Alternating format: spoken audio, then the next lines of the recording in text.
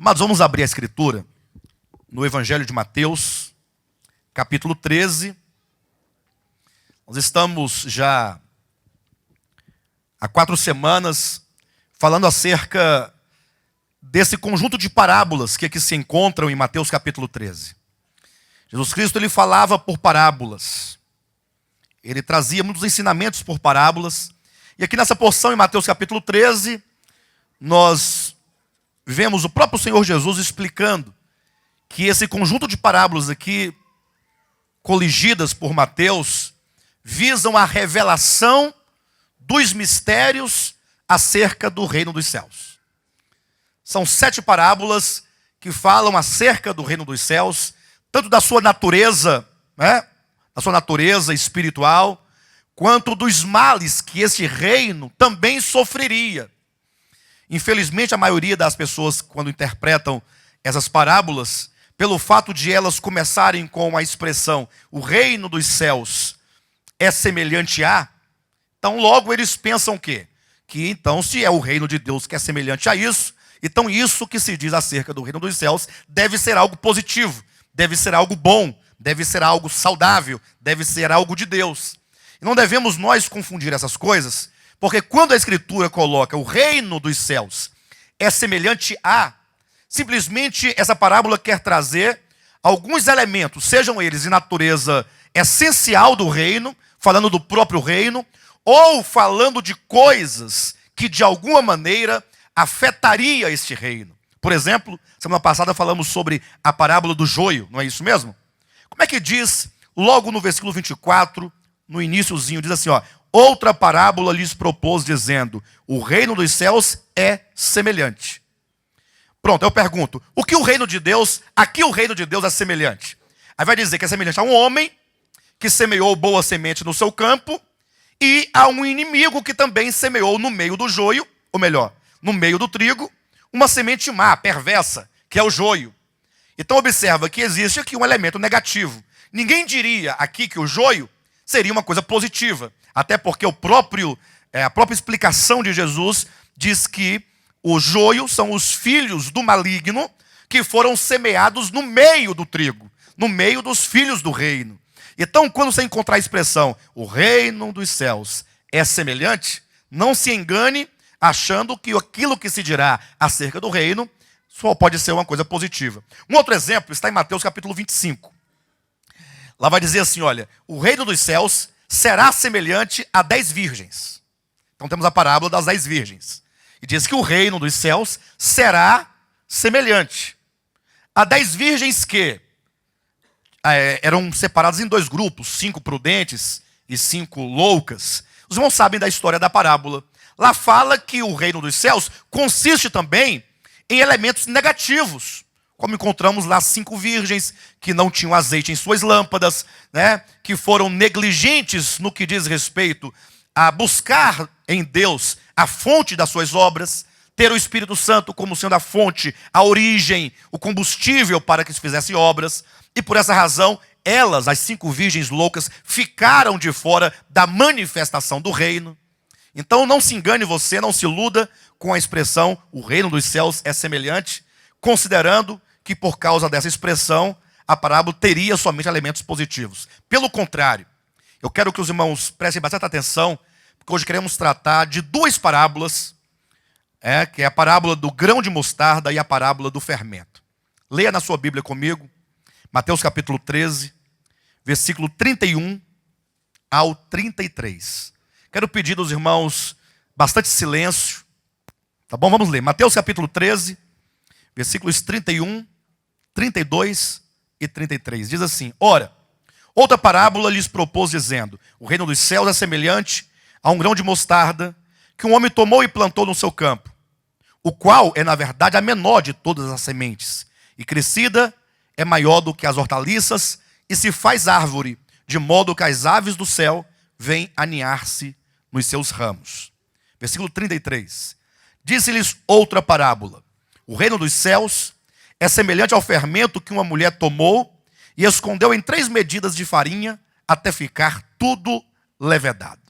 Irmãos, é importante que ao lermos essas parábolas, a parábola da grande árvore, ou que seja da pequena semente, que se torna uma grande árvore. E a parábola, então, de um fermento que é colocado dentro de 3 medidas de farinha e leveda toda a massa. Nós temos que interpretar e compreender essas parábolas dentro, primeiramente, do contexto geral de toda a Escritura. No sentido de que, se nós temos aqui 7 parábolas que revelam os mistérios do reino dos céus, e nós sabemos que o reino dos céus consiste nesse período da era da igreja, esse período em que Deus coloca, ou Deus concede o seu reino àqueles que creem no Evangelho, e não somente concede, mas Deus nos constitui o seu reino. Então esse período da igreja, enquanto o reino de Deus, até o final do milênio, nós temos aqui, portanto, um longo período, que são 2 dispensações, a da graça e a do reino, que consiste, então, nesse reino dos céus. Jesus, então, ao falar essas parábolas, ele começa a elucidar profeticamente como seria a história deste reino. Então, olha que nós não estamos de todo perdidos. Você, com a Escritura, você tem condições de fazer uma leitura da igreja. Hoje vivemos num tempo de muita confusão. Não somente o cristianismo se tornou um grande império, lógico, não estamos falando em termos políticos, nem geográficos, mas se tornou uma grande força detentora de poder. Os irmãos percebem isso claramente na época das eleições, como que transformam rapidamente o poder de pessoas que creem no Evangelho numa força política para poder eleger pessoas para os cargos políticos. Não é isso mesmo? A igreja é uma força política muito grande, financeira muito grande, de maneira que hoje em dia o cristianismo se tornou uma grande potência, podemos colocar nesses termos, tanto quanto também nós vivemos um período de muita confusão religiosa. Nós vemos tantas doutrinas, e doutrinas falsas, doutrinas malignas, doutrinas perversas, coisas que, com um simples olhar, logo você identifica que Deus não pode estar naquele tipo de coisa. Então, talvez a pessoa fique um pouco perdida diante de tantas coisas que acontecem em nome de Deus, em nome da igreja, em nome da fé, em nome do Evangelho. É por isso que Deus aqui nos revela esses mistérios, para que você tenha o mínimo de discernimento acerca da igreja, para que você olhe para a igreja e possa discernir os erros, os enganos, a apostasia que porventura tenha entrado e corrompido a fé cristã. E aqui nessas parábolas nós vemos exatamente isso. E eu quero então considerar a parábola do grão de mostarda e a parábola do fermento com os irmãos, a partir também desse contexto de Mateus 13. Nós temos que olhar uma sequência de parábolas que vão não somente significando algo, mas vão trazendo o significado umas às outras. No sentido de que quando você lê essas parábolas, você consegue perceber o eixo histórico profético da igreja. Primeira parábola, parábola do semeador. O que nós vemos lá? O modo como Jesus Cristo, que é o semeador, gerou o seu reino. Como que ele gerou o seu reino? O reino de Deus, ele é gerado. O reino de Deus não consiste numa instituição humana. O reino de Deus não consiste numa placa denominacional, num rótulo de uma denominação. O reino de Deus não consiste numa mera aparência de pessoas que se vestem de um determinado modo e que não fazem isso ou aquilo outro. Por muito tempo eu fui iludido pensando que igreja era um conjunto de pessoas que não comiam, não bebiam, não dançavam e não sorriam. Um grupo de pessoas tristes, pessoas angustiadas, que morria de inveja das pessoas que eram mais felizes do que elas. Porque passava, vindo da escola dominical, com aquele vestidão comprido, com aquele calorzão danado, ia para casa, estava de jejum, porque passou o dia, a manhã toda de jejum, para agradar a Deus, como se Deus se agradasse de sacrifício humano, não é? E agora com raiva, com calor, com fome, com dor de cabeça, indo para casa, via as pessoas num churrasquinho, assando uma carninha, né? Ali comendo uma carninha, tomando um suco de laranja, um suco de uva, né? Suco de uva, por que não um suco de uva gelado, né? Tomando uma cevada, né? Um levedo. Aí ficava com com ódio daquelas pessoas, estava acusando, vai para o inferno. Vocês vão tudo para o inferno. Por quê? Porque a ideia que se tinha e que ainda se tem, muita gente, é de que o reino de Deus consiste em comida e bebida. E a afirmação da Escritura é exatamente o oposto. O reino de Deus não é comida nem bebida. Não é.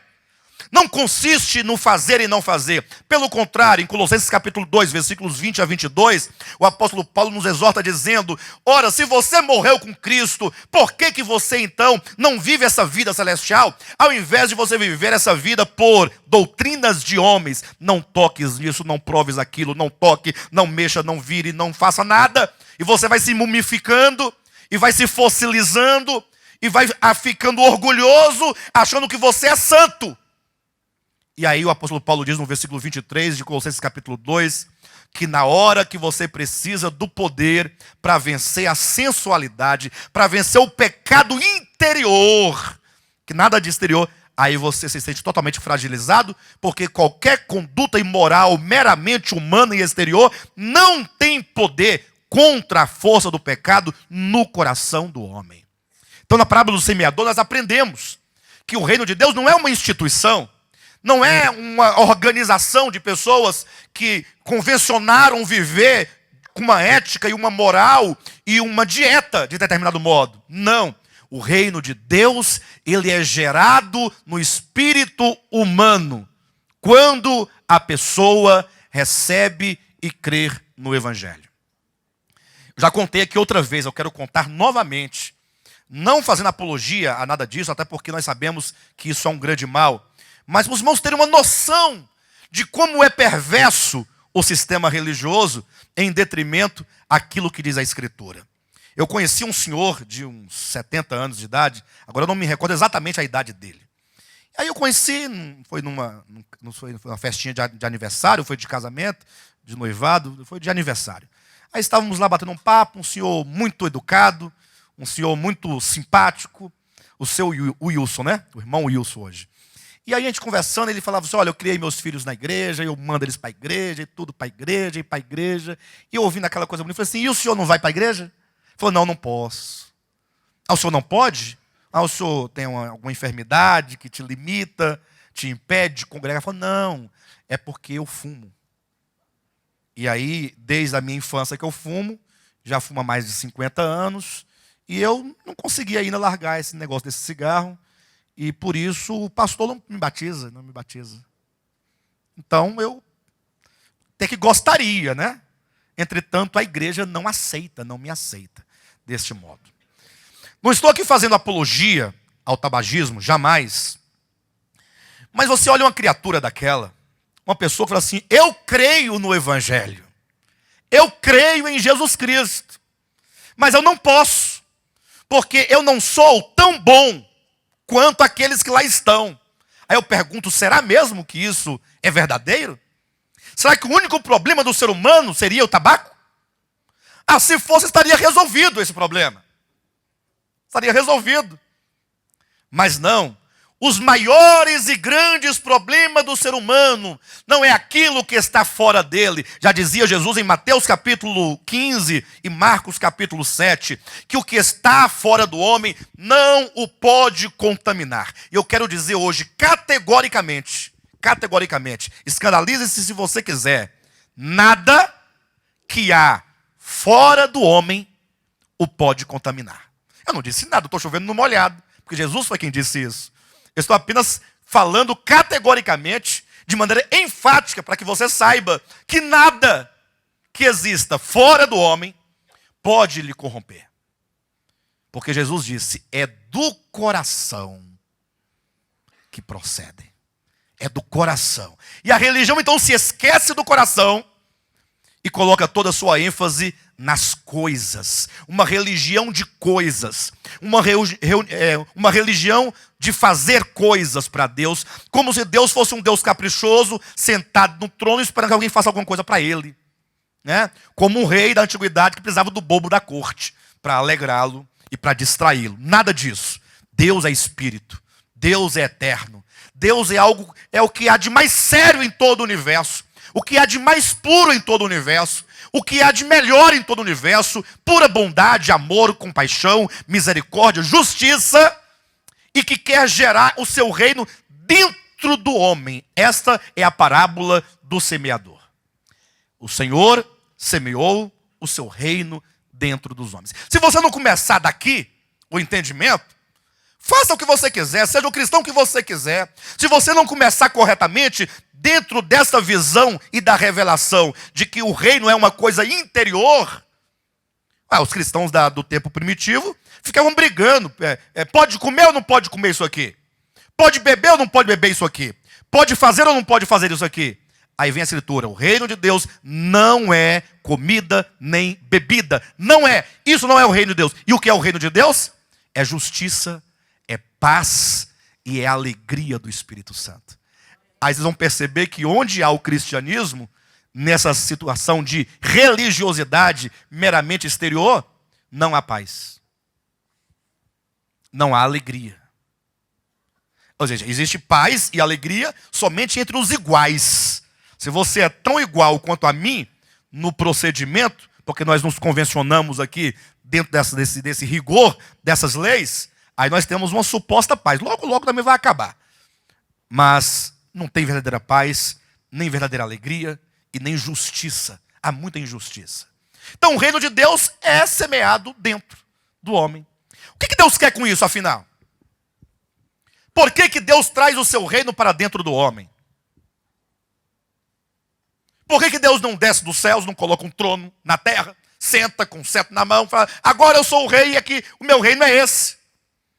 É porque iriam matá-lo uma segunda vez se fizesse isso. Ou o povo matava ele, ou ele matava o povo. Não é assim? Então, o Senhor com isso, ao trazer o seu reino para dentro do homem, o que significa? Ora, ele traz a si mesmo para dentro do homem. Ele traz a sua própria vida para dentro do homem. Ele traz a sua própria natureza para dentro do homem, no sentido agora de que ele está gerando uma nova humanidade. Está gerando um novo homem. Eu pergunto, qual que é a busca de todas as pessoas, das organizações, da política, da educação, da religião? Qual que é? Não é mudar o homem? Quando você liga o seu televisor e assiste a um jornal, o que você vê lá no jornal? Como é que está o mundo? Não é o pai que matou o filho? Não é o marido que matou a esposa? Não é o padrasto que matou o enteado? Não é isso? Não são as drogas, a corrupção? O mundo está se desgraçando, se deteriorando e se acabando, e se destruindo. O mundo está uma miséria. O próprio homem não consegue mais lidar com a situação dele. Então Deus, ele quer mudar esse quadro. Lógico, se eu fosse Deus, eu mataria todo mundo, inclusive a mim, que não seria eu, porque eu seria ele, não seria eu. Eu mataria todo mundo num grande tacho, destrói, acabou, zerava, dava um reset, e aí começaria tudo de novo. Ia criar outros melhores do que vocês tudo, ou do que nós todos. Não é? Não seria mais prático, mas não. Deus amou o mundo de tal maneira. Então ele não quer destruir a humanidade, ele quer redimir a humanidade. Ele o fez pelo seu sangue derramado na cruz do Calvário, a obra de redenção, e agora, uma vez redimida, ele agora quer transformar, mudar a constituição de alma, de coração, de mente, para que o homem efetivamente cumpra aquilo para o qual fora criado, ser semelhante a Deus, expressar a Deus. Isso é o sentido primário dessas parábolas. Só que eu pergunto para vocês, e o diabo? E quando eu falo do diabo, tome cuidado para você não olhar apenas para um lado. Porque depois que o povo descobriram o diabo, agora o olhar dele é sempre procurando: cadê o diabo? Onde é que está o diabo? E às vezes o diabo está dentro de você. Diabo é acusador, Satanás é adversário. E quanto de acusador e de adversário não há na sua vida, na sua alma? Não estou aqui negando o fato da existência de um inimigo, arqui-inimigo de Deus. Mas eu quero dizer que você não olha apenas para um lado, olhe também para dentro de você. Certa ocasião estava lá Pedro, com Jesus Cristo, seus discípulos. Jesus falou assim: olha, é necessário que o Filho do Homem vá para Jerusalém, e ele seja preso, e seja humilhado, e seja morto. Pedro olhou e falou: Senhor, isso de modo algum te acontecerá. O que Jesus disse a Pedro? Voltando-se, disse o Senhor a Pedro: arreda, Satanás, porque tu és para mim pedra de tropeço. Então, quantos se colocam em oposição à vontade de Deus, à vida de Deus, ao reino de Deus, à palavra de Deus, torna-se pedra de tropeço na obra e para a obra de Deus. E nessa situação não pode ser outra coisa senão Satanás, aquele que obstrui e que dificulta a ação divina. Nesse sentido, então, o cristianismo, na sua história, tem sido uma grande pedra de tropeço para Deus, tem sido um grande Satanás, porque tem se colocado em oposição na medida em que nega o verdadeiro evangelho de Jesus Cristo para pregar um pseudo-evangelho. Mas você fala assim, então, contra o cristianismo? É porque o cristianismo é uma das mais perversas invenções do ser humano. Jesus Cristo, da Escritura, ele não tem nada a ver com essa bagunça. Ele não tem nada a ver com a mortandade ao longo de toda a Idade Média, de milhares e milhares e milhares de pessoas que foram enforcadas, que foram queimadas, que foram esquartejadas, que foram devoradas pelos leões. O que isso tem a ver com Deus? E quem fez isso? O cristianismo. E fez em nome de quem? Em nome de Deus. Durante o próprio tempo de reforma, o período de reforma, quantos não morreram? Tanto da parte do catolicismo romano contra os reformadores, como entre os próprios reformadores contra católicos. Quem diria que Martim Lutero mandou matar uma pessoa porque não tinha a sua mesma fé? Quem diria? Matando em nome da fé. Como é que você pode matar o outro em nome da fé, se a fé verdadeira disse que aquele que ama, ele dá a vida pelo outro, e ele o ama a ponto de entregar a sua própria vida? Como é que eu posso tirar a vida de alguém? Como é que eu posso ficar com raiva de alguém? Como é que eu posso ficar com ódio de alguém por causa do evangelho? Depois que a pessoa se converte, agora começa a criar inimizade com os da própria casa. Deixe que o mundo nos odeie, mas nós não devemos odiar as pessoas. Famílias que se destroem por causa, em nome da fé. Uma fé que não une, uma fé que separa. Uma fé que não traz vida, ela traz morte. Então essa fé não pode ser a fé do evangelho. E eu digo categoricamente, não somente pelo que vemos com os olhos, mas eu digo pela revelação da Escritura, que o diabo, o adversário, e aí você pode expandir essa palavra adversário, o tanto que você quiser, para que você possa encontrá-lo não somente, como dizem por aí, no arqui-inimigo de Deus, mas também dentro da sua alma, do seu coração, da sua mente, das suas vontades, tomando o caso de Pedro como exemplo que Cristo chamou de Satanás, no momento em que, em nome da sua própria bondade e misericórdia, a favor de Cristo, disse que ele não passaria pela morte. Uma coisa muito boa, né? Uma tentativa de proteção. Entretanto, aquela ação, aquele falar, ia de encontro ao que Deus queria fazer naquele momento. Então, sabendo o diabo, o maligno, o adversário, que Deus semeou o seu reino dentro do ser humano, e que esse reino semeado não é um reino que se semeia e ele se manifesta imediatamente. É um reino semeado enquanto uma semente. A semente semeada é a palavra do reino, que faz nascer o reino, e que há níveis de crescimento até chegar a uma plenitude. Lembra que é dito que frutifica a 30, a 60, a 100 por um? Olha os níveis de crescimento e de produção. O reino de Deus, no final de todas as contas, ele será 100%, será totalmente pleno de Deus. Mas há um crescimento. Então, o inimigo de Deus, sabendo que esse reino precisava e devia crescer dentro daqueles que o receberam, ele então usou algumas estratégias. E são essas estratégias que nós temos que atentar para elas. Ou seja, o inimigo não quer que o reino de Deus ele seja plenamente cheio e manifestado. ele não quer.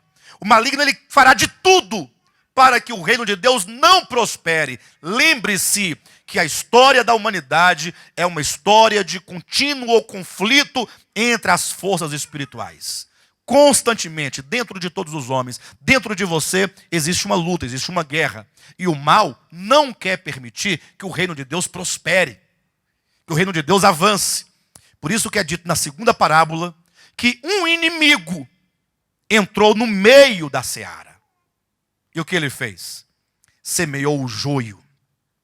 Nós vimos que o joio são os filhos do diabo, que a Bíblia chama de falsos profetas, falsos apóstolos, falsos pastores, falsos líderes, que são colocados no meio do povo de Deus com o intuito de fazê-los errar o caminho. E a Escritura é muito clara acerca disso. Então, primeiramente, o maligno coloca o quê? Homens maus e perversos. Mistura no meio do trigo, ele mistura o joio. E essa mistura vai resultar, portanto, na parábola do grão de mostarda. A igreja do Senhor, aquela que originalmente, como diz no livro de Lucas, capítulo 12, era um pequeno rebanho, um rebanho frágil, tenro, um povo que tão somente se apoiava na fé, na palavra de Deus e em nada mais, e só de Deus dependia. Agora, quando o joio foi semeado no meio do trigo, e isso é um fator histórico, nós temos um fator profético, que é a parábola, mas também é um fator histórico. Porque quando você olha para a história, você percebe como que aquilo que Deus disse que aconteceria, aconteceu cabalmente. A igreja acabou casando-se com Roma. Por volta do ano 325, Constantino entrou para o seio da igreja e então tomou o poder da fé, o poder religioso. Ele já tinha o poder temporal, o poder político, ele era imperador romano, e agora, ao entrar no meio do povo, ele transformou a igreja numa grande potência. Daí vai surgir aquela igreja medieval, a igreja que mandava nos reis, que mandava no mundo, que mandava nas nações, a igreja que mandava na ciência. Na verdade, a ciência não podia fazer ciência. Quem surgisse em nome de algum conhecimento científico era morto. Porque a igreja, ela falava o que deveria ser e o que era. Ponto final. Chegou a ponto de dizer que a Terra era o centro da nossa Via Láctea. Que o Sol e os planetas todos e tudo mais giravam em torno da Terra. Que a Terra é que era o centro de tudo. De repente, quando alguém descobriu o contrário, sofreu a penalização. Então, aquela igreja medieval que matava todos que procuravam contradizê-la. Se alguém dissesse que ela estava errada, matava. Tornou-se uma grande potência. Jesus Cristo está dizendo, nessa sequência de parábolas, que tão logo o joio fosse semeado, a igreja, que inicialmente era apenas um grão de mostarda, viria a se transformar numa grande árvore.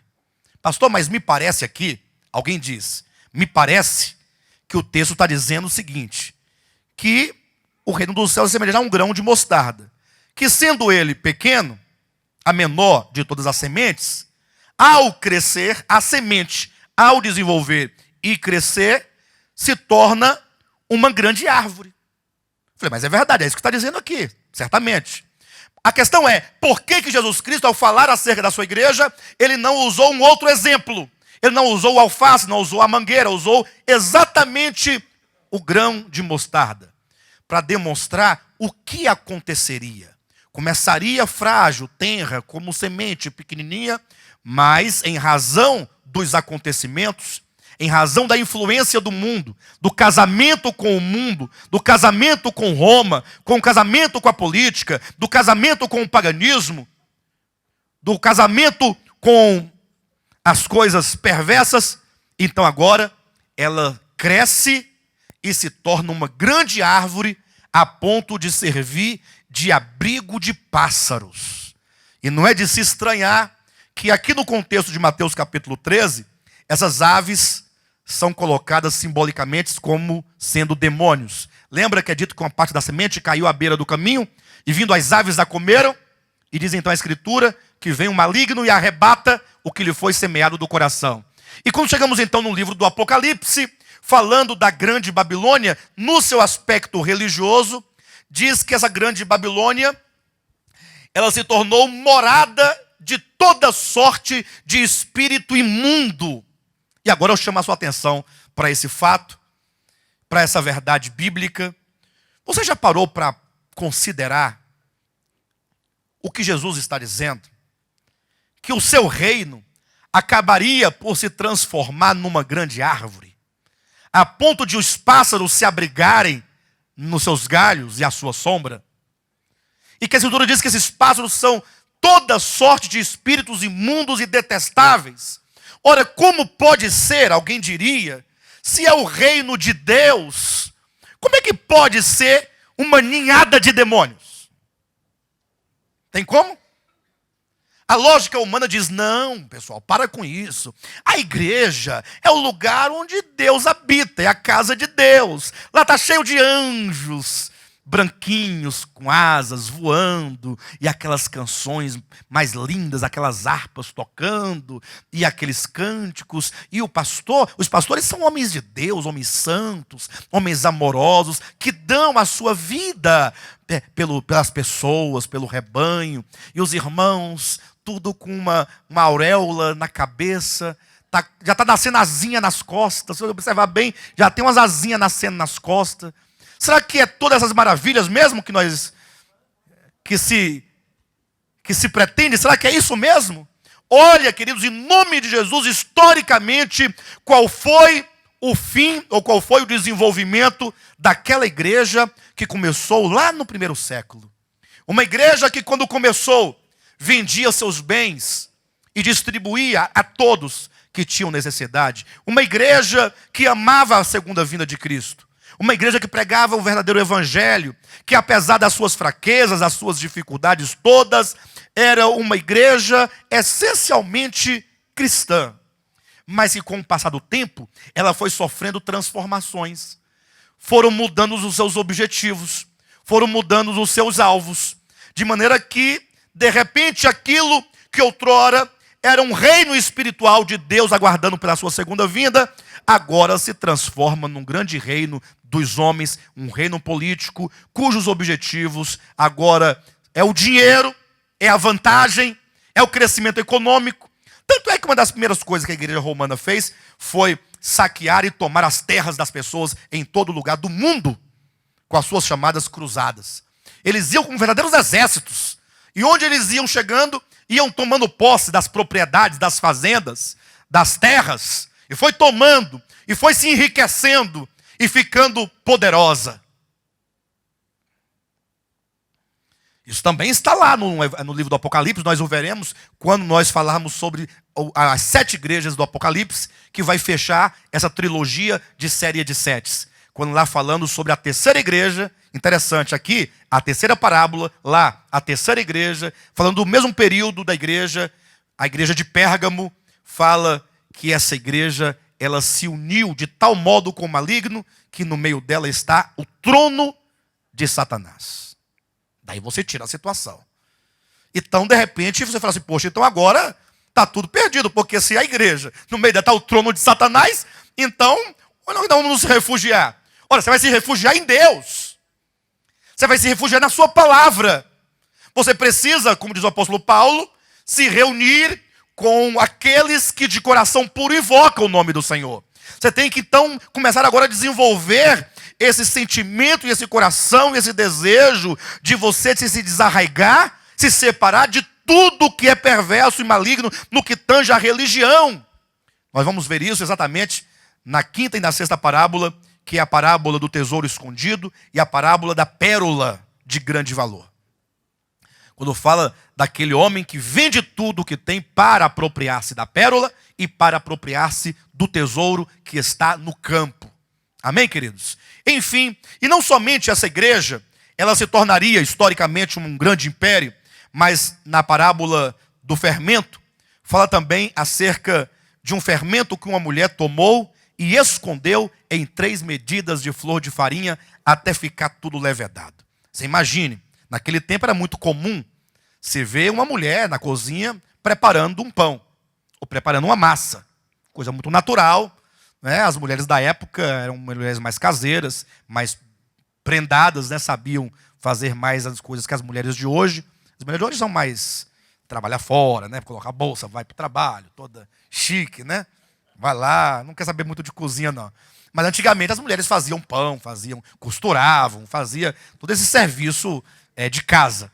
Então, imagine só uma mulher lá colocando 3 medidas de fina flor de farinha. Jesus fala de uma farinha pura. Mas de repente diz que veio uma mulher e escondeu na farinha o fermento. De modo que esse fermento misturado à farinha chegou a levedá-la completamente. A farinha, a massa, ficou totalmente levedada. E infelizmente, por alguma razão de algum conceito já previamente adquirido, muitos olham para essas 2 parábolas, a do fermento e a do grão de mostarda, e preferem vê-las no aspecto positivo. Dizem, não, isso é coisa muito boa. A igreja começou pequenininha, mas de repente ela vai crescendo e vai enchendo a terra, e daqui a pouco ela vai tomar conta da terra.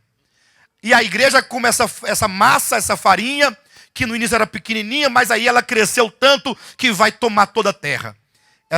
Esse entendimento tem aqueles que acreditam que a igreja já está reinando com Cristo hoje. Eles acreditam que o reino milenar já começou quando Cristo ascendeu aos céus.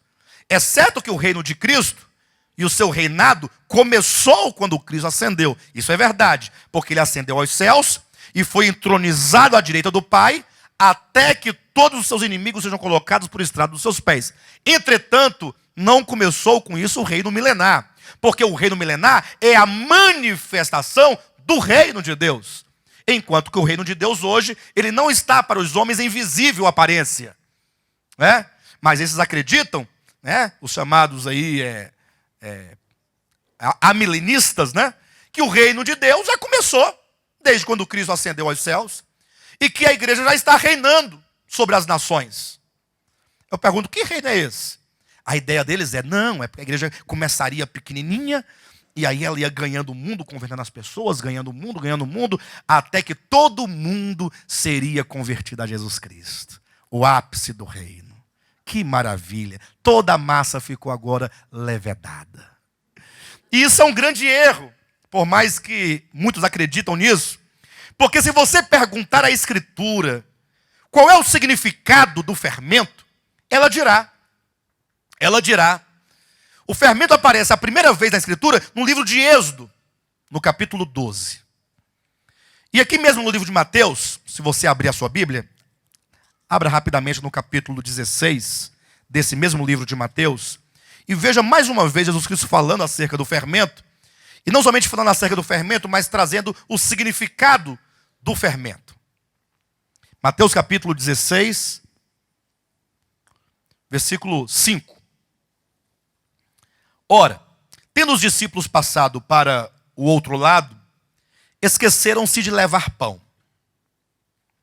E Jesus lhes disse, vede e acautelai-vos do fermento dos fariseus e dos saduceus. Eles, porém, discorriam entre si, dizendo, é porque não trouxemos pão. E aqui está um grande detalhe. Jesus sempre falando, e os homens sempre procurando compreender a sua mensagem no âmbito meramente terreno. Vocês ouviram o que Cristo falou? Acautelai-vos do fermento dos fariseus e dos escribas. Deve ser porque nós não trouxemos pão. Nós esquecemos de trazer pão. Aí eles iam discutindo essa questão no caminho. Versículo 7 diz, eles, porém, discorriam entre si, dizendo, é porque não trouxemos pão. Percebendo-o, Jesus disse, por que discorreis entre vós, homens de pequena fé, sobre o não terdes pão? Não compreendeis ainda, nem vos lembrais dos 5 pães para 5.000 homens e de quantos cestos tomastes? Nem dos 7 pães para os 4.000 e de quantos cestos tomastes? Como não compreendeis que não vos falei a respeito de pães?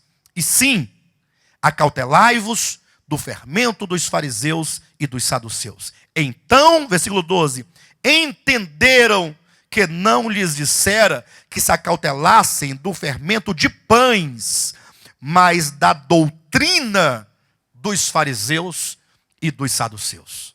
Então esse fermento que aqui é colocado e leveda a massa é o fermento de doutrinas perversas.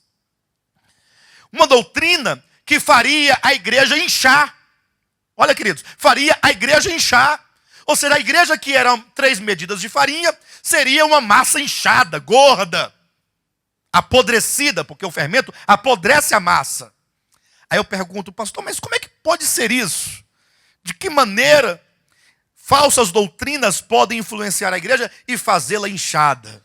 Aí que está o grande detalhe. Por que Jesus falou que o fermento era a doutrina dos fariseus e dos saduceus? E qual que era a doutrina dos fariseus e dos saduceus? Que doutrina é essa a que Jesus se refere aqui nesse texto?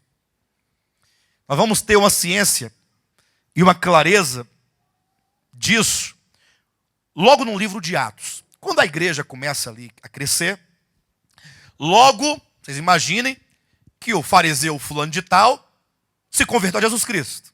Não pode acontecer isso ou não? O fariseu pode se converter? O fariseu se converteu. Ô, irmão fariseu, tudo bem com o senhor? Como é que está? Daqui a pouco se converteu o irmão saduceu, também convertido.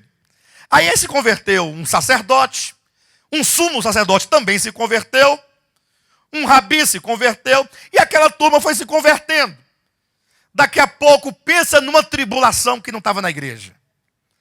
Essa turma se reuniu, um saduceu, com um fariseu, com um sacerdote, com um sumo sacerdote, aquela turma todinha, e falou assim, olha, nós temos que ensinar esses apóstolos a trabalhar, eles não estão sabendo pregar a palavra corretamente. Porque eles estão pregando a salvação unicamente pela graça de Deus. E nós sabemos que se não guardarmos a lei de Moisés, ninguém pode ser salvo. Aí esse grupo de judaizantes, de fariseus, de saduceus, começaram a disseminar dentro da igreja a doutrina equivocada e errada e herética, dizendo que se o homem não guardasse a lei de Moisés, não poderia ser salvo.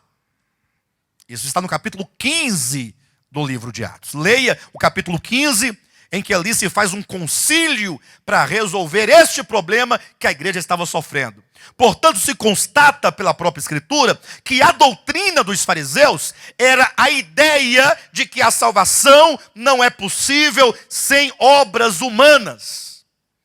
É a doutrina de salvação por meio de obras. Esta é a doutrina dos fariseus, portanto, este é o fermento que a mulher colocou nas 3 medidas de flor de farinha. Aí os irmãos veem a progressão das parábolas. O Senhor semeia o seu reino, o diabo semeia o joio. O joio no meio do trigo gera uma grande árvore, um grande império. A igreja se fortalece, humanamente falando. A igreja que era perseguida, a igreja que era fraca, a igreja que não tinha nenhuma força humana e terrena, ela se fortifica, tornando um grande império quando se casa com o Império Romano, uma grande árvore. E agora, nesse grande sistema humano, morada de demônios, qual é a doutrina central dessa instituição? Qual é a doutrina principal, apregoada e ensinada ao longo de muitos anos, inclusive até os dias de hoje, esse grande sistema continua ensinando salvação por obras? Se você nunca leu o catecismo da Igreja Católica Apostólica Romana, eu digo que você leia. Eu tenho o catecismo e eu leio, é livro de cabeceira. Eu leio o catecismo. E lá diz alto e bom som, claramente, a salvação não é possível sem obras humanas. Tanto é verdade que logo, eles criaram a tal lá das indulgências. O que dizia as indulgências? Não, indulgência é um documento que a igreja concede à pessoa que tem a condição de pagá-lo. Ou seja, você compra esse documento que te será a garantia que mesmo se você for uma pessoa má, você vai no mínimo para o purgatório e lá você vai se purificando até que com as nossas rezas você chegará ao reino de Deus. Ah, é? Então eu quero um documento desse. Quanto é que custa? Ah, custa muito dinheiro. Você tem que ter fazendas, terras, ouro, prata. Não é qualquer pessoa que podia comprar uma indulgência. Era muito caro. Você adquiria com dinheiro, pagava, aí ele te dava o documento. Como a maioria das pessoas não tinha a condição de adquirir a indulgência, não tinha dinheiro, o que ia fazer? Ah, seu padre, eu estou aqui para confessar meus pecados, só que eu não tenho como comprar indulgência. Não, você não tem nem uma fazenda, uma fazendinha? Não, não tenho. Ah, então você deve ter um apartamento. Não tenho, eu sou uma pessoa desprovida, seu padre. Você me ajuda, eu sou só um pecador, só tenho pecado. Preciso de ser salvo. Bem, mas um chicote você deve ter em casa, né? Chicote? É um chicote. Não, chicote todo mundo tem. Qualquer bode que você matar aí, arrancar 3 tiras de couro das costas dele, você faz um bom chicote, não faz não? Coloca umas pontinhas de prego na ponta. Qualquer prego enferrujado, quando é na rua, você coloca. Como você deve ter um bom chicote em casa, você vai pegar esse chicote seu então, já que você não pode pagar a indulgência, você vai subir essa escada aqui, ó, de joelho, 50 vezes. Quando chegar lá em cima, você dá uma chicotada. Aí você desce de joelho, embaixo, mais chicotada. Cada vez que você subir, leva chicotada, desce, leva chicotada, você vai pagar a sua penitência. Mas que você tem que pagar, tem. Ou paga com dinheiro, ou paga com os lombos e com os joelhos. Mas paga. Com jejuns prolongados. Com não comer carne durante a quaresma.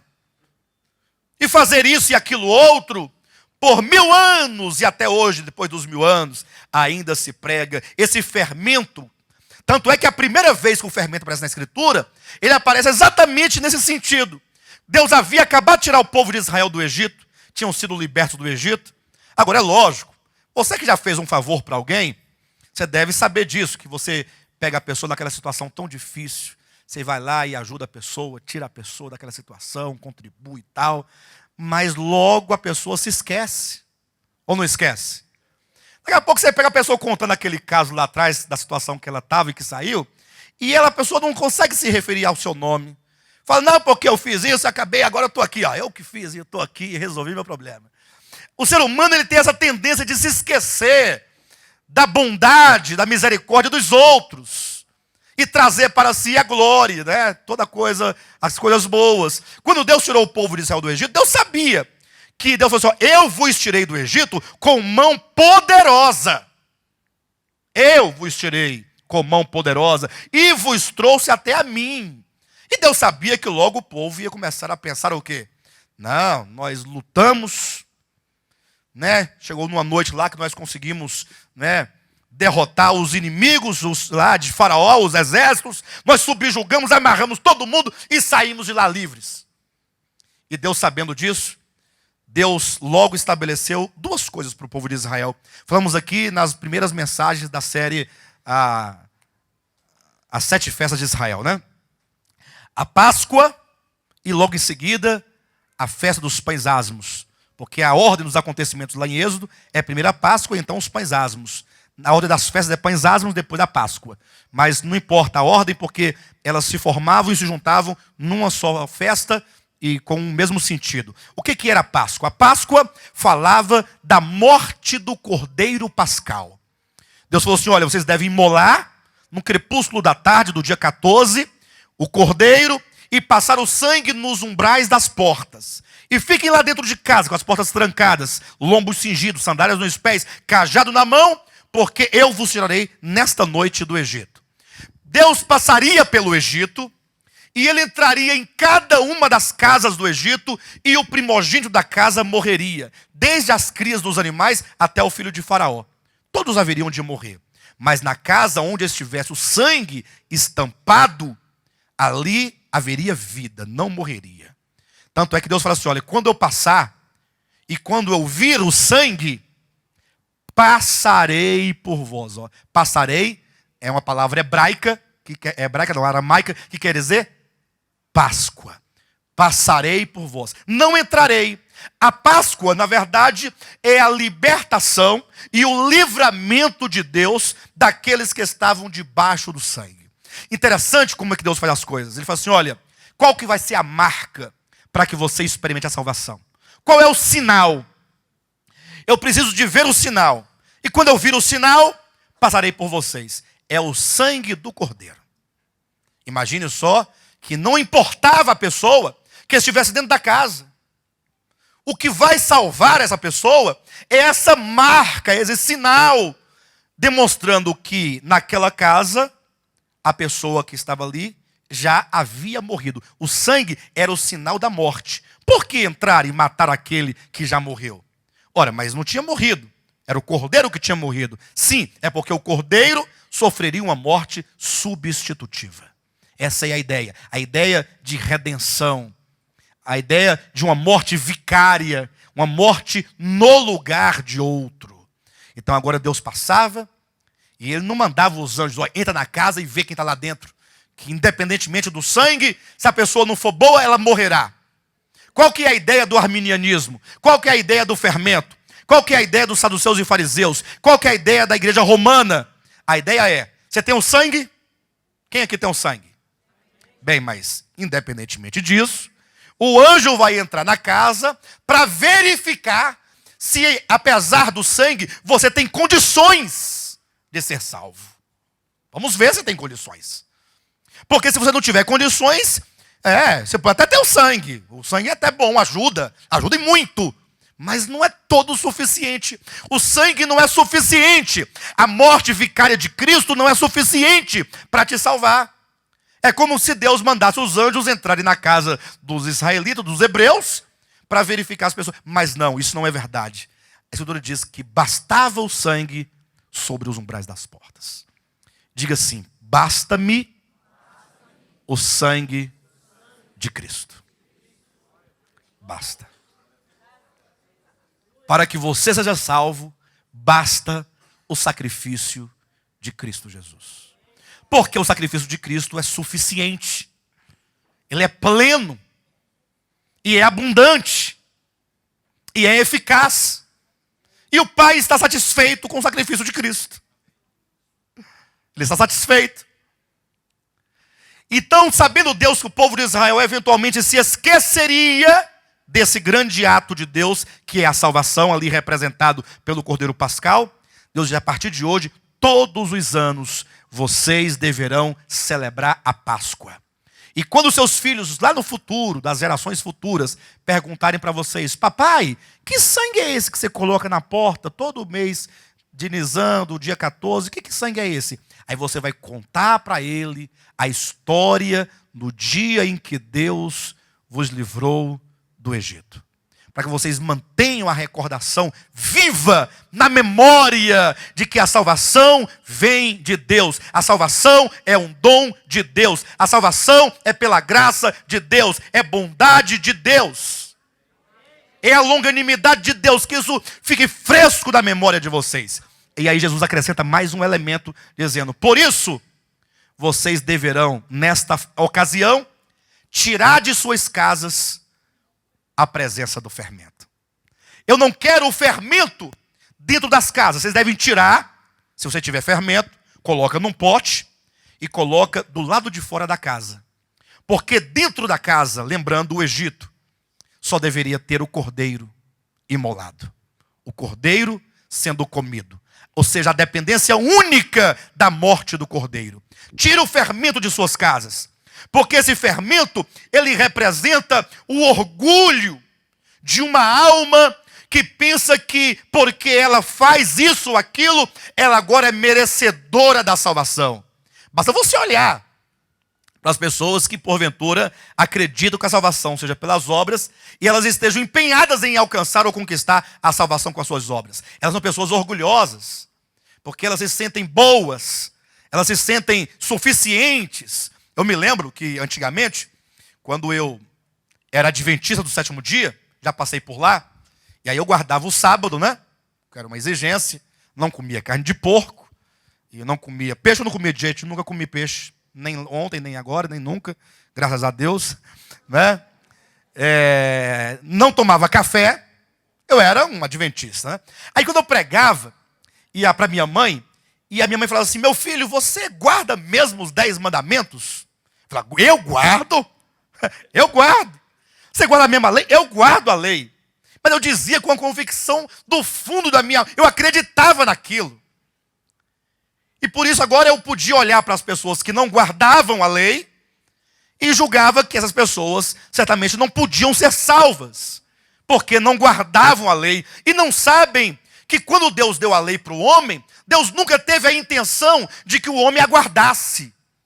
Não, nem a intenção e nem estava Deus, acreditando que o homem fosse capaz de guardar a lei. Até porque, como está lá em Romanos capítulo 7, versículo 12 e também versículo 14, a lei é santa, a lei é justa, a lei é boa, a lei é espiritual. O homem, entretanto, não é santo, não é justo, não é bom, não é espiritual. Como é que o homem poderia guardar e cumprir a lei de Deus se ele não tinha os atributos que a lei possui? Como é que um homem pecador e injusto e profano pode guardar uma lei justa e uma lei santa? Ah, pastor, então Deus deu a lei para quê? Por qual motivo? Ora, ele deu a lei para que o homem pudesse transgredi-la. Calma. Mas não é que o homem transgredisse para transgredir. É que sabendo Deus que o homem haveria de transgredi-la, ele agora se sentiria o quê? Culpado. A lei era para gerar culpa no homem. E uma vez se sentindo culpado, o homem então sentisse a necessidade de um Salvador. A lei tinha um papel de trazer condenação ao homem, para que assim ele clamasse por um Salvador. Ele sentisse a necessidade de um Salvador. Por isso que é dito que onde abundou a ofensa, superabundou a graça. Onde os pecados abundaram, a ofensa abundou, a graça superabundou. Porque a lei foi dada para avultar a ofensa.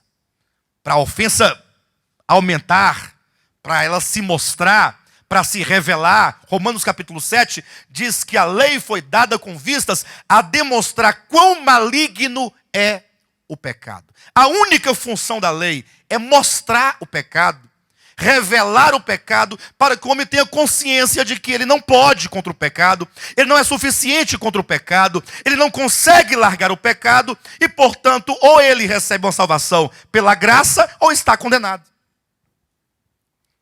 Mas não. Os homens agora tomam a lei e querem impô-la sobre as pessoas para que elas cumprem. De maneira que o cristianismo, depois da Igreja Católica Romana, daí para frente, no tempo da Reforma ainda houve um período, talvez aí de 100 anos, das igrejas reformadas, ou um pouco mais de 100 anos, que manteve ali firme a ideia de que a salvação é pela graça somente. Entretanto, agora nos últimos dias, século 21, você já pode ouvir, eventualmente, pregadores presbiterianos, que nasceram de uma pregação que a salvação unicamente pela graça, pregando uma mescla de soberania de Deus na salvação, mais livre-arbítrio humano. Por incrível que pareça, colocando o homem como sendo um participante ativo. Igrejas que outrora pregavam a verdade da salvação eterna pela graça, tornando-se igrejas renovadas, mudando o estatuto da igreja, mudando a doutrina, mudando a prática, e indo agora para esse pragmatismo religioso, porque as pessoas estão abandonando a verdade de Deus, porque nós vivemos num tempo em que os homens não querem ouvir a verdade. Eles não desejam a verdade. A verdade incomoda, a verdade dói, a verdade espanta. Tanto é que o texto que nós lemos hoje pela manhã, eu quero convidá-los a lerem novamente comigo, 2 Timóteo capítulo 4, existe aqui uma advertência. Interessante que o apóstolo Paulo, ele escreve essa porção quando ele recebeu a revelação de Deus que o seu martírio estava chegando. Ele sabia que ele iria morrer, que ele não poderia continuar o seu ministério de pregar a palavra. E aí ele começa então a passar a incumbência, ele passa o bastão para outros, como que dizendo, olha, eu vou morrer, mas vocês devem continuar essa pregação, leva isso adiante, não parem de pregar a verdade. 2 Timóteo capítulo 4, versículo 1 diz assim: conjuro-te perante Deus e Cristo Jesus, que há de julgar vivos e mortos pela manifestação e pelo seu reino. Prega a palavra. Não diz para pregar qualquer coisa. Não é para pregar o seu testemunho. Não é para pregar a sua vida.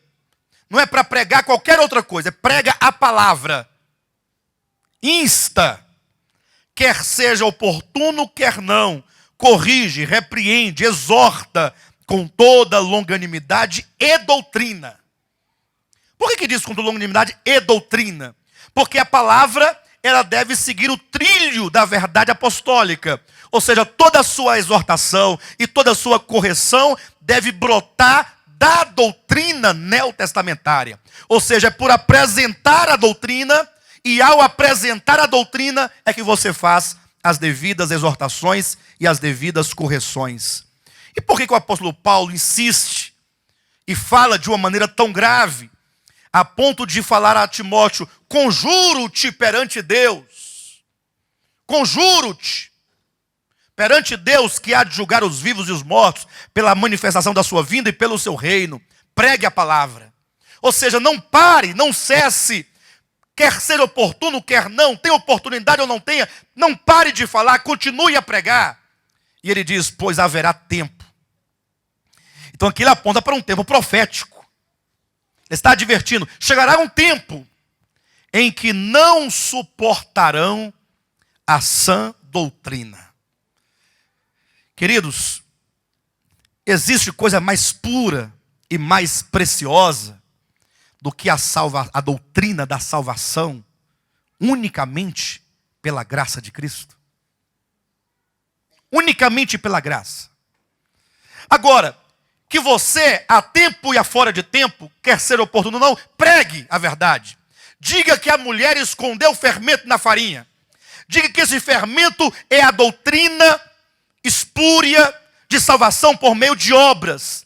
E diga então que a fina flor de farinha assegura-nos uma salvação unicamente por Cristo.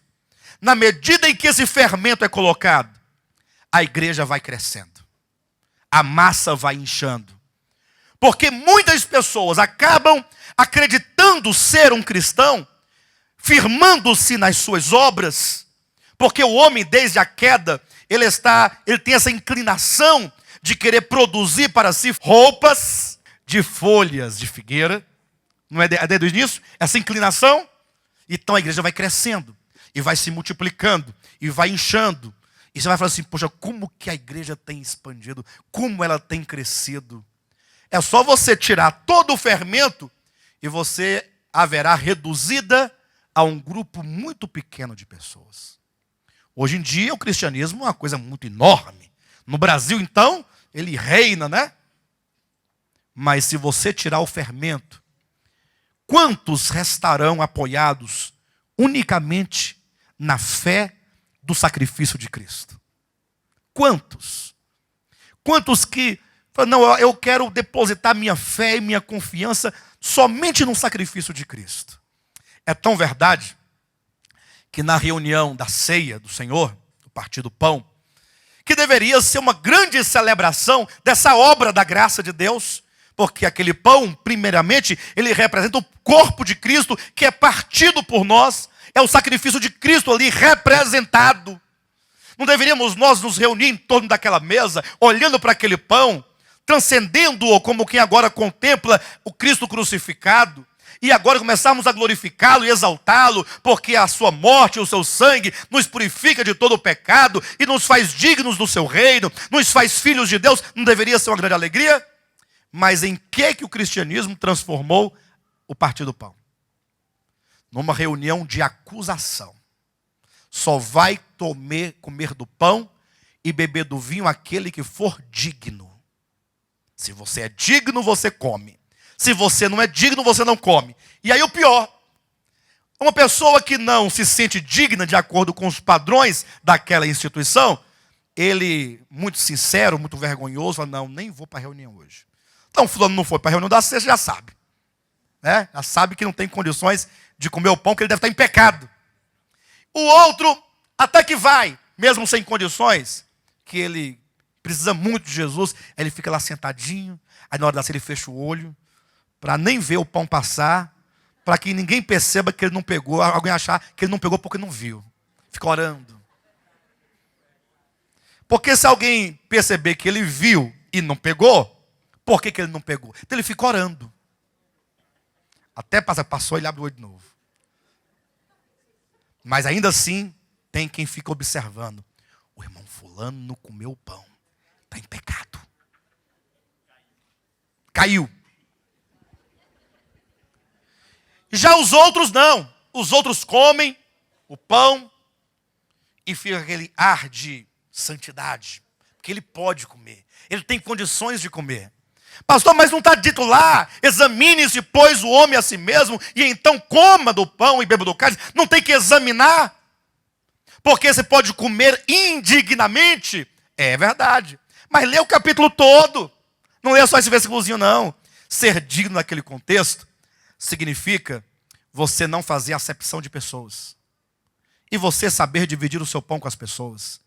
Porque no caso lá da exortação do apóstolo Paulo, as pessoas estavam fazendo panelinhas na igreja.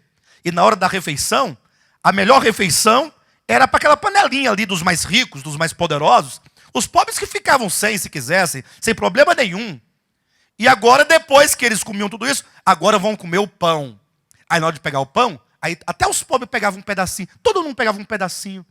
Aí eu falei, bem, como é que você come o pão da unidade, dizendo que você é um com os pobres, se na hora do partir o pão, você não deixa ele comer a sua comida? Isso você se torna indigno, porque você está falando uma coisa e procedendo de outra maneira. Essa é a indignidade. Não está falando que você é uma pessoa que não peca, que não erra. Então, se você pregar a palavra, afirmando categoricamente que a salvação é unicamente pela graça, você não será ouvido pela maioria das pessoas. Porque elas não querem ouvir essa palavra. Eles não querem ouvir essa verdade. O texto diz, haverá tempo em que não suportarão essa doutrina. Eu estava dando um estudo bíblico ontem à noite, na casa do irmão Valério, que está ali agora, ali atrás. E acabou o estudo, né? Papo vai, papo vem. E olha que eu estava dentro de um tema, e aí teve um irmão que falou assim, pastor, aqui de acordo com o Apocalipse, atenção, aqui no julgamento do grande trono branco, pelo que me parece, será um julgamento somente daqueles perdidos. Só o perdido está aqui. Porque o salvo foi o tribunal de Cristo, não é isso? Eu respondi da seguinte maneira para ele. Falei, olha, em nenhum lugar da Escritura, muito menos no texto de Apocalipse capítulo 20, diz que o trono branco é o julgamento dos perdidos. Só de perdidos. Não diz isso. É o julgamento dos mortos. Não diz que é dos perdidos. E não dizendo isso a Escritura, os cristãos dizem isso. Agora, e o que diz, de fato, eles não dizem. E o que diz de fato? Que será maior o número de salvos naquele julgamento do que de perdido. Aí foi aquele impacto, né? E agora? Mas o Senhor tem como demonstrar isso na Bíblia? Eu falei, não, mas está lá. Está lá em Apocalipse 20. Lá diz que será maior o número de salvos do que o de perdidos. Falei assim, a gente pode ler, pastor? Lógico, vamos ler. Aí nós fomos ler. Aí no finalzinho diz assim, olha, depois que abriram-se os livros, abriu também o livro da vida. Se abriu o livro da vida, é para buscar o nome da pessoa. O livro da vida é o livro da salvação. Abriu-se o livro da vida no tribunal do trono branco. E depois do julgamento, cada um foi julgado segundo as suas obras. O que é dito lá? A morte e o inferno foram lançados para dentro do lago de fogo. Quem foi condenado foi a morte e o inferno. Ponto. Aí vem o versículo 15. E se alguém não foi achado inscrito no livro da vida, esse que não foi achado foi lançado para dentro do lago de fogo. Eu disse, observa o que diz o texto. O texto não diz, e se alguém foi achado inscrito, esse foi salvo. A hipótese não é se porventura existe alguém inscrito. A hipótese é o contrário. E se porventura alguém não estava lá no escrito, esse que não estava foi. E os que estavam? A hipótese é, houve alguém cujo nome não estava escrito? O que significa que muitos ali certamente foram restaurados para o reino de Deus, para a nova terra. Depois que a gente acabou a mensagem, o estudo, aí o irmão que perguntou isso me falou assim: pastor, eu estou espantado. Até mesmo porque se a gente pregar isso por aí, o povo nos mata. E aí a outra irmã falou assim: é por isso que nessa nossa reunião de estudo, não é qualquer pessoa que pode vir. Porque nem todo mundo está preparado para ouvir a verdade. Mas está aqui escrito: haverá tempo em que não suportarão ouvir a sã doutrina. Crentes, porque estão cheios de fermento, não suportam ouvir. Logo dirão: esse pastor que aí está pregando é um herege. Vai dizer: estão mentindo para vocês. E quem vai para lá, já ouvi muito isso, vai porque está querendo pecar. Sabe por que vocês estão indo para lá? Porque quer pecar, e lá pode pecar. Aqui pode pecar, não é que pode pecar, porque aqui peca mesmo. Aqui pega porque só tem pecador aqui. Por isso que peca, eu também peco. Você peca, hoje você já pecou. De um jeito ou de outro. Aqui nós pecamos porque somos pecadores. Por isso é que temos Jesus. Porque Jesus veio para os doentes. Agora lá, eles não pecam, porque são sãos. Por isso não tem Jesus. Porque Jesus não veio para os sãos. Ele veio para os doentes. Não, eu estou falando besteira? Eu só estou reproduzindo o que Jesus disse. Então quem quiser Jesus tem que falar: eu sou doente, eu sou um pecador. Preciso de Jesus para salvar, me livrar, me libertar, me curar. E esse processo de cura e libertação, ele é longo. Ele só vai acabar só no último dia. Está aqui, olha: pois haverá tempo em que não suportarão a sã doutrina. Pelo contrário, se eles não suportarão a sã doutrina, o que vai acontecer? Cercar-se-ão de mestres, segundo a palavra de Deus, e cheios da palavra de Deus. Está errado? Então deixa eu ler direito. Pois haverá tempo em que não suportarão a sã doutrina. Pelo contrário, cercar-se-ão de mestres, segundo as suas próprias cobiças, como que sentindo coceira nos ouvidos. Aí Paulo está dizendo o seguinte: as pessoas, elas vão se cercar de mestres, segundo suas próprias cobiças, querendo ouvir. Olha o versículo seguinte: e se recusarão a dar ouvidos à verdade, entregando-se às fábulas.